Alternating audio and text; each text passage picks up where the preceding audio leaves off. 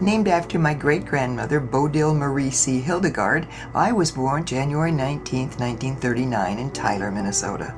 We lived in the house where my grandfather Anton and grandmother Anna Christine retired, 121 Marsh Street, 1 block from downtown, which was only 1 block long.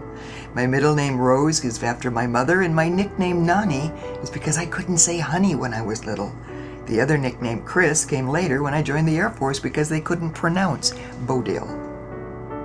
As you can see in my pictures, notice as I did that my ability to laugh grew as I aged.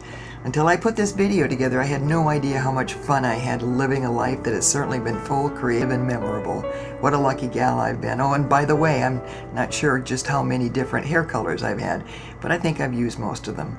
Roger and my 2 brothers, David and Louis, were my world growing up. Dad built a playhouse, a teeter-totter, a swing set, a tree house, even made a homemade swimming pool of sorts. And our backyard was filled with giggles. It was a place to play for the whole neighborhood. My brother Roger and I weeded the garden, and then we stuffed corn on the cob in our bike baskets, and we sold them 13 ears for a quarter. I loved my grade school in Tyler, and I used to go to the Chat and Chew Cafe with my friends for an orange crush and french fries for 25 cents. We moved to Barnum in 1952 when I entered the 8th grade and became a teenager, going to basketball and football games, a real sock hop at school, roller skating Sunday afternoons at the roller rink, Youth for Christ meetings, confirmation, Luther League conventions, who introduced us to the Oak Grove Lutheran High School in Fargo, North Dakota, where I ended up graduating in 1957. There I dreamed with my friends about our future while we watched Jimmy Dean in the movie Rebel Without a Cause. It was off to Augsburg College in Minneapolis, where I sang in the choir and was honored to sing in the Blue Room at the White House for President Eisenhower with our choir. Later in '59, I joined the Air Force and went through boot camp at Lackland Air Force Base in Texas before being sent to McGuire Air Force Base in New Jersey to work in the Terminal Squadron. I was so proud to be the guidon-bearer carrying the flag in our parades, and just to be a part of this 13-year-old Women in the Air Force Squadron. I was named Base Airman of the Month, the first WAF in 11 years to receive the award from the base commander, and then chosen as Limelight of the Air Tides for painting Christmas decorations for every squadron on the base. It was at McGuire that I fell in love with a Don Ehlbeck, who had just come back serving 2 years in the Air Force in Turkey. A year later we planned a wedding in Tyler, my hometown, but the Cuban Missile Crisis, which followed the Bay of Pigs, had canceled all leaves, so we were married on the base just a week after I had fallen and crushed my right wrist in the December of 1962. Colonel Cowan walked me down the aisle. We ended our tour then in the Air Force and moved to Washington State, paying a toll to drive my Alfa Romero Spider over the bridge to my job in Portland. I went to work as a trainee for the W.T. Grant Company, and they transferred us here and there and everywhere. And when we moved from San Diego to Renton, Seattle, is when we lost our first baby. Things were very hard after that, but in 1972 Robert came along and life seemed like it was going to be great. However, 12 months later we lost Lisa's twin brother at 3 months into the pregnancy, and then the separation and the divorce came 3 months before Lisa was born, July 1973.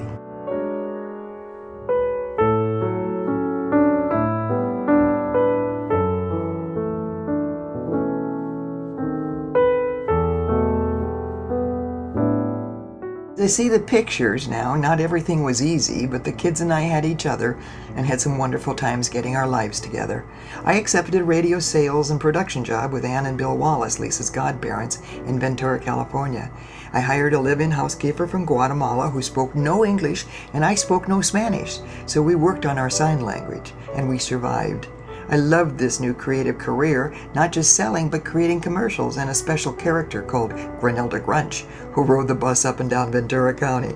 I was involved in many organizations, including as director of the Advertising Club, the Trade Club of Ventura, and the Camarillo Aristocat. I loved my life with my beautiful family, but I got sick and I gave it all up and moved to Yuma, Arizona with my babies because it also helped Robert with his asthmatic condition. Back again in radio at KVOY and KJOC, I added to that my own advertising agency, and after a couple of years, I finally gave in and I married Darrell Bennett. We moved to Bakersfield, California, and within 4 months, I was divorced because my kids were more important. So the three of us moved back to the Midwest to be closer to my dad, who was having some medical problems. We found a home in Watertown, South Dakota. My job was with Kello Radio out of Sioux Falls. We'd drive to Aberdeen one day, I'd drive to Huron the next day, Sioux Falls one day, Montevideo, and then Watertown the last day, selling radio advertising. Kids walked 1 block to school and had a babysitter when I arrived home late.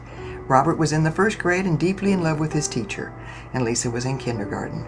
I was the coach for the T-ball team, the Girl Scout leader, and I directed the children's choir in church, and I sang in the senior choir. When I got it into my head that I wanted my kids to attend Oak Grove and Fargo like I did, I went to Fargo, applied for a job in the radio field there, and I got it. But then I declined it.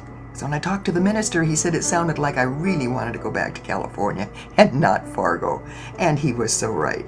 So with a frozen tear on my cheek in February, we drove across country and arrived in Ventura with many laughs, ready to have a Wendy's hamburger. We were glad to be back in the land of the sun, and my old job at Cap Radio was waiting for me. But 6 months later, I was offered a very lucrative job at an insurance company, was able to pass my test, and I began a new career.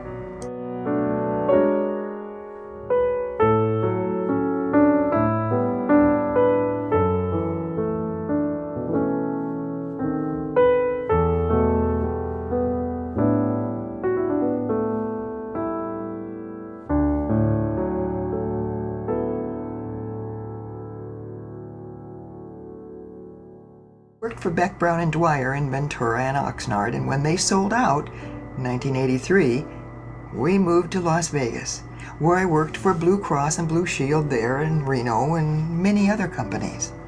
Now, Robert and Lisa did go to Oak Grove, my alma mater, in 1985 when Lisa was in the 8th grade and Robert was in the 9th grade, all the way through 1990 and 91 when they graduated. So, just because I was no longer in radio didn't mean I quit being a ham. For a while I sang with the Sweet Adelines, and I still love to play MC at various functions.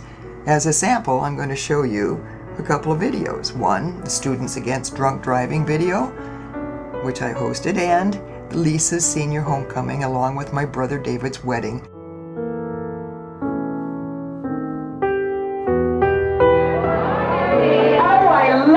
Now everybody go like that, one time. Ready? Oh, you're so good, so early. Okay, the first thing I'd like to do is say that I think you're wonderful for getting up at this time of the morning to come out and celebrate an awareness breakfast for these students, the Students Against Drunk Driving. Now, with the other students... This is our gift to you. We want to thank all of you seniors from all of your parents for returning our love and for the patience you have given us. This homecoming weekend will be filled with memories that'll last you a lifetime. Your classmates and the student body have chosen 10 of you to represent your class in these memories. And tomorrow night, based on your vote, we will crown your king and your queen. The king and queen represent kindness, compassion, love, support, and faith in our God. To help you measure this weekend's events in relationship to the whole of your individual lives, you must first put your life in proper perspective. Keep your values intact, your attitude positive, and your sense of humor about you. To your parents, each of you have attained the highest of honors, the ruler of your own life, which is to say, your parents' legacy. We crown each of you our king and our queen, and we charge you to carry the burden of your crown, to hold your head high with pride and love for those that you touch in life, with faith in God and those convictions and values you have gained here at Oak Grove. As the ruler of your destiny, your goals, dreams, and aspirations must be yours if you are to succeed, not your parents'. You must remember as a member of this kingdom to be as fair as King David and strong enough to keep your priorities of self-worth and self-esteem. Today we honor each of you for your past successes and to the bright future ahead. We ask that you be mindful of this Oak Grove homecoming and remember to share its family of love when you leave. You will find that your time spent here will be the basis for what you do in life, returning many times in person and in thought as the years go by. We salute you, we admire you, and we love you. And we ask God's blessings in all that you do. And Holly, That's what I said too. I would absolutely do that. We have to especially they don't quite know if he's No. Holly. Yeah. Oh, we have to. Holly, go to the class of '90 back there with the big shirt. Get a picture of this. The shade is crazy. You guys drop back about 5 feet. You're You're in the shade. You probably should get in the shade. No, Mom, Mother, the shade's fine. The shade's fine. Yeah. Shade's good. So, okay. Now we go right, left. You're the left. You're the left. Very good, David. I like that. Oh, right. Let's do that. We're good, yeah. This is, how many years difference? Oh, 2 or 3. Anyway. He can grow hair under his nose, too. Jackie, what is the only thing you guys have in common? Yeah, you're great. I've had so many fun jobs in my life, but I ended up with 8 years in radio and 24 years in insurance sales. I ended my working career in 2005 when I resigned from Sierra Life and Health to retire in Phoenix, Arizona, where my kids and grandkids were making their mark on the world. I was lucky enough to spend the best times with Alexis in kindergarten, Tyler in preschool, and Garrett in daycare. So we created what they call the College of Nonnie. We learned so many things together, teaching them how much fun you can have at a garage sale, painting, biking, reading, picnics, making tents out of blankets and card tables, riding the city bus, and dancing to Richard Simmons, and learning how to sit still in church on a Tuesday morning when we were so quiet we almost thought we heard Jesus talk to us. Well, can you imagine them teaching me how to sing YMCA? They may be teenagers today, but we still have our 2 to 4 days each year completing the College of Nonnie, and having the 4 of us laugh so hard is an amazing memory that I wish every grandparent could enjoy. Rob and I share a birthday together every year, and Lisa and I love our sports and games. And the whole family knows how much I love playing cards, including canasta, Phase 5, and any game for fun. When my mother passed away, I took all the papers, pictures, and stuff that she had saved over the past 20 years. I put together 7,000 pages for the family legacy. I added 2,300 names to the family tree, and with Robert's help, I created almost 40 mini movies like this one about our family as a legacy to my kids and grandkids. Because if we don't tell the story now, who will?